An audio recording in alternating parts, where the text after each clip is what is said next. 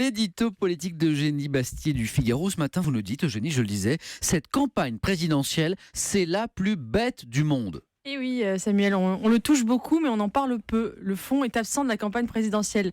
La une du JDD hier était assez emblématique de cette absence de débat. La menace Le Pen, titrait le JDD, affichant également en manchette une énième turpitude de François Fillon, l'affaire de ces fameux costumes payés par un ami. Barrage au Front National et affaires, voilà les deux mamelles du débat médiatique, sans oublier bien sûr la traque au dérapage, les références historiques incessantes et outrancières, et l'antifascisme de salon, de grande conscience morale qui se croit dans les années 30, alors que nous sommes dans un mauvais vaudeville. Eugénie, est-ce que c'est grave? Les campagnes présidentielles sont toujours un petit peu polémiques. Oui, mais oui, Samuel, mais de mémoire de 5ème République, on n'avait jamais vu ça. À 40 jours du premier tour, pas une proposition ne tient le haut de l'affiche. Il s'agit moins de débattre du programme des candidats que de discréditer leur personne, qu'il s'agisse des affaires Fillon ou Le Pen, ou des liens supposés de Macron avec les milieux financiers.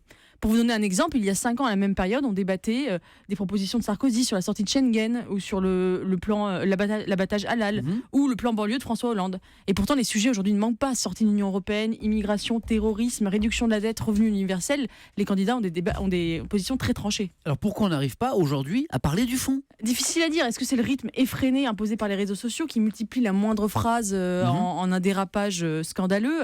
Est-ce que c'est la faute des médias et des politiques qui sont tétanisés par une possible victoire du Front National? Est-ce que c'est simplement la médiocrité des candidats en lice? En tout cas, c'est un cocktail indigeste qui fait monter le parti des prafistes. Les membres de ce que Brice Teinturier appelle le PRAF, le parti du plus rien à foutre. Ah oui. Alors finalement, médias, politiques, citoyens, il semble que nous sommes tous responsables de cette défaite de l'intelligence. Il faudrait finalement que le robinet de l'indignation s'arrête un petit peu pour que coule enfin un peu de pensée dans cette campagne. La campagne présidentielle la plus bête du monde, c'était l'édito politique d'Eugénie Bastier du Figaro. Merci Eugénie.